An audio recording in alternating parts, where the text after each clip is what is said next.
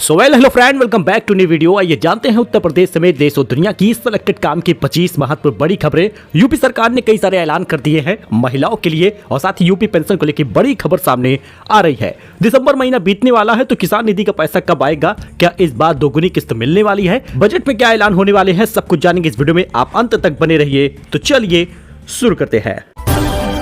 UP में इन बेटियों को फ्री में अब सरकार दे रही है सुविधा। प्रदेश के 10 जिलों का चयन हो चुका है। आपका जिला इसमें है या नहीं, पहले इसको जान लीजिए। उत्तर प्रदेश की योगी सरकार घरेलू हिंसा से पीड़ित और आपदा वाली बेटियों महिलाओं को मुख्य धारा से जोड़ने के लिए प्रदेश भर में शक्ति सदन का संचालन शुरू कर दिया है। बेटियों को फ्री में रहने की सुविधा दी जाएगी और 10 जिलों का चयन इसमें हो गया है। भारत सरकार द्वारा वित्त पोषित मिशन शक्ति उप योजना सामर्थ्य के अंतर्गत योगी सरकार शक्ति सदन का संचालन करेगी। पायलट प्रोजेक्ट के तहत प्रदेश के 10 जिलों का शक्ति सदन में चयन हुआ है। महिला कल्याण विभाग प्रदेश के 10 जिलों यानी कि वाराणसी, अलीगढ़, आजमगढ़, कानपुर नगर, चित्रकूट, झांसी, गोंडा, बस्ती, मिर्जापुर और सहारनपुर में शक्ति सदन के संचालन हेतु योगी सरकार ने चयन किया है।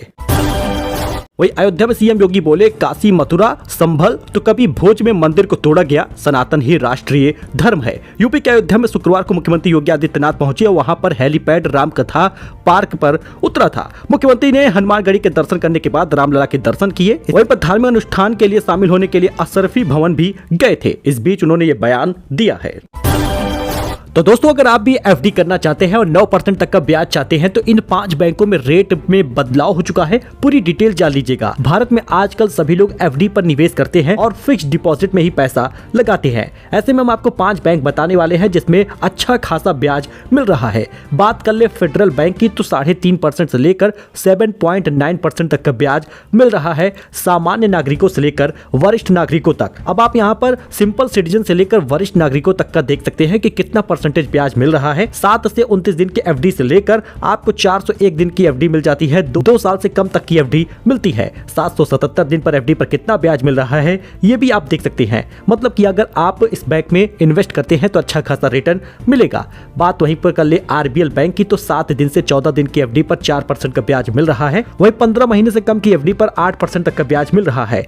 दोस्तों, इसके साथ ही 15 महीने से 16 महीने तक का आप अगर एफडी कराते हैं तो 8.5% का ब्याज मिलेगा। इस प्रकार से आप तमाम बैंक है जिसमें एफडी कराने पर अच्छा खासा रिटर्न प्राप्त कर सकते हैं। बैंक ऑफ महाराष्ट्र में भी लगभग 7.25% तक का ब्याज मिल रहा है। वही इक्विटॉस स्मॉल फाइनेंस बैंक जो है वो लगभग 9% तक का ब्याज दे रहा है। 8.25% सिंपल नागरिकों को मिलेगा। वरिष्ठ नागरिकों को 9% तक का ब्याज दिया जा रहा है।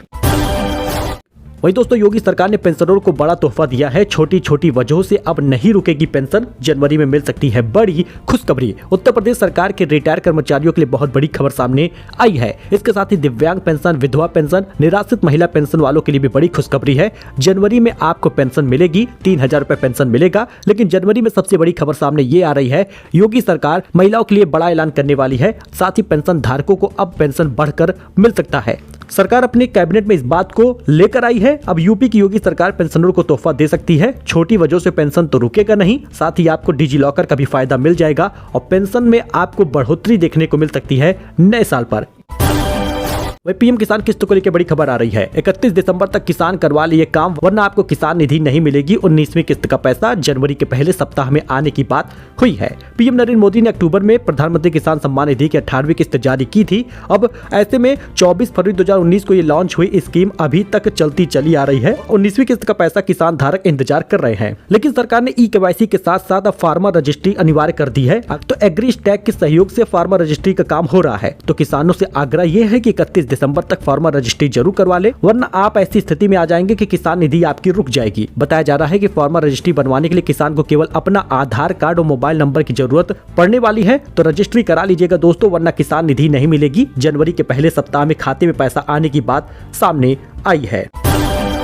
किसानों को मोदी सरकार देगी सौगात, संसदीय समिति में पीएम किसान निधि को लेकर कर दी है बड़ी सिफारिश। संसदीय समितियों ने प्रधानमंत्री किसान सम्मान निधि योजना की लिमिट को सालाना 6000 से बढ़ाकर 12000 रुपए तक का करने का सुझाव दिया है। ऐसे में सिर्फ एक सुझाव है, दोगुना होने की बात सामने रख दी गई है। अब कृषि मंत्रालय से जुड़ी संसदीय समिति के अध्यक्ष चरणजीत सिंह चन्नी की अध्यक्षता वाली स्टैंडिंग कमेटी ने सरकार को अपनी सिफारिश दे दी है और सिफारिशें सौंप दी है। 18वीं किस्त में ही ये बदलाव होने वाला था, लेकिन अभी तक नहीं हुआ।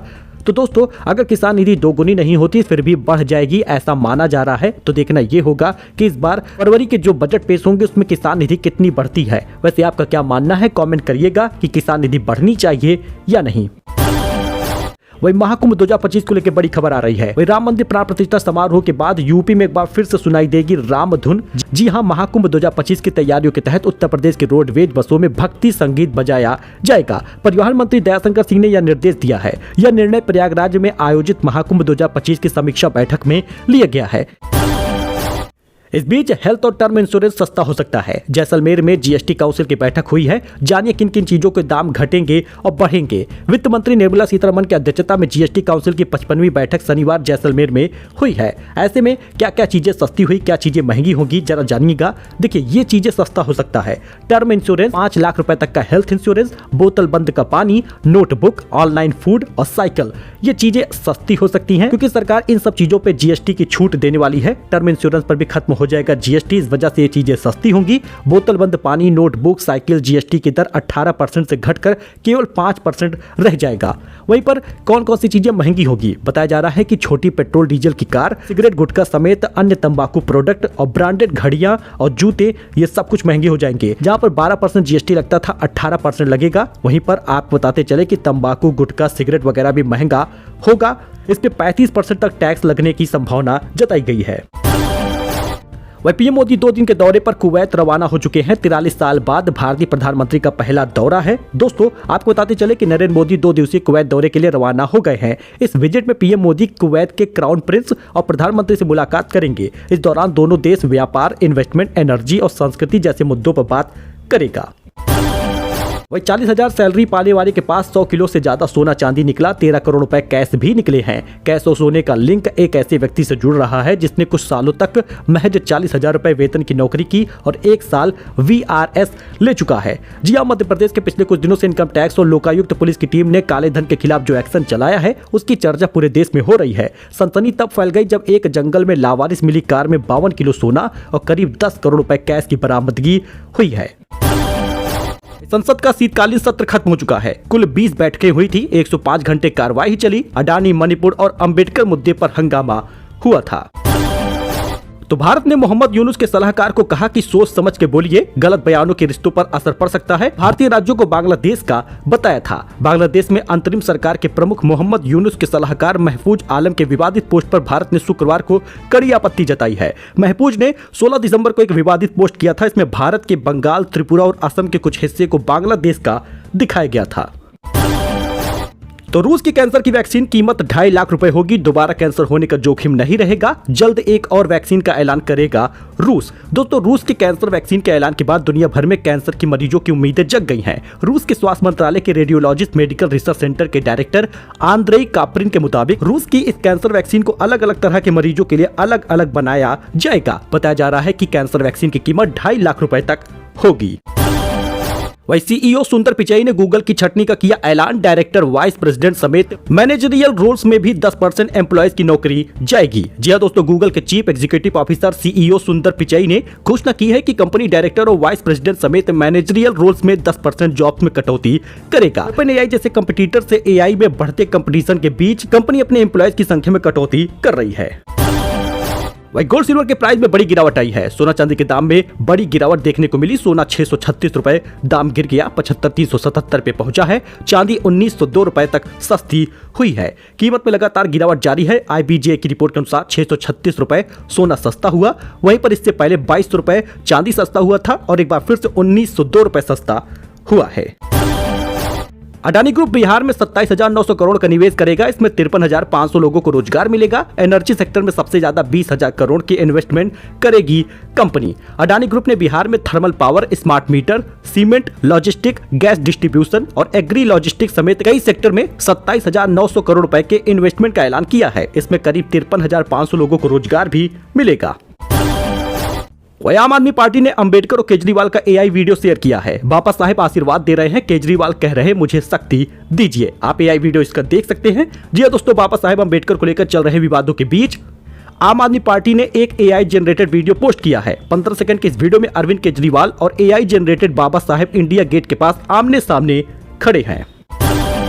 वही बांग्लादेश बन गया है पाकिस्तान, हिंदुओं पर हमलों में छोड़ा सबको पीछे, मोदी सरकार ने खोला है कच्चा चिट्ठा। बांग्लादेश में मोहम्मद यूनुस की अंतरिम सरकार है जो लगातार ये दावा करती है कि वहां पर हिंदुओं और अल्पसंख्यकों पर कोई अत्याचार नहीं हुए हैं। इसके बावजूद भी आपको बता दें कि अल्पसंख्यकों के खिलाफ 2200 हमले हुए हैं, जबकि पाकिस्तान में ऐसे 112 हमले हुए हैं। इस बात से स्पष्ट हो जाता है कि बांग्लादेश नया पाकिस्तान बन गया है जो हिंदुओं पर, अल्पसंख्यकों पर जमकर अत्याचार कर रहे हैं। वही सुल्तानपुर में पुलिस ने पकड़े नकली किन्नर, पूर्व मंत्री की शिकायत पर मारी रेड, मेकअप के सामान और कपड़े बरामद हुए हैं। सुल्तानपुर में नकली किन्नर असली किन्नरों के भेष में घूम रहे हैं। नकली किन्नर शहर भर में घूम घूम कर नेक वसूली कर रहे, जिसकी शिकायत असली किन्नरों ने पूर्व दर्जा प्राप्त मंत्री सोनम किन्नर से किया। सोनम द्वारा डीएमएसपी को भी मामले से अवगत कराया गया है। तो यूपी के 40 शहरों में कोहरा होगा, 5 डिग्री तक पहुंचा है। ताजमहल धुंध में छिपा, विजिबिलिटी 15 मीटर हो गई है। महाकुंभ का ड्रोन वीडियो भी आप देख सकते हैं। जी दोस्तों, यूपी में ठंड और कोहरे का सितम जारी है। बुधवार समेत 40 शहरों में कोहरा छाया हुआ था। अब रविवार से मंगलवार तक भीषण कोहरे का अलर्ट जारी हुआ है। संभल में विजिबिलिटी 15 मीटर रिकॉर्ड की गई है। आगरा में ताजमहल धुंध में छिप गया। प्रयागराज महाकुंभ का ड्रोन वीडियो सामने आया है। इसमें दिख रहा है कि संगम में हल्का कोहरा छाया हुआ है। ठंड के चलते साइबेरियन पक्षियों ने डेरा जमा लिया है। सो दोस्तों, ये कुछ अपडेट था, नई जानकारी थी। आई होप कि आपको ये पसंद आया हो। वीडियो पसंद आया हो तो लाइक करिए, सब्सक्राइब करिए, इस दोस्त के साथ जुड़िए। धन्यवाद।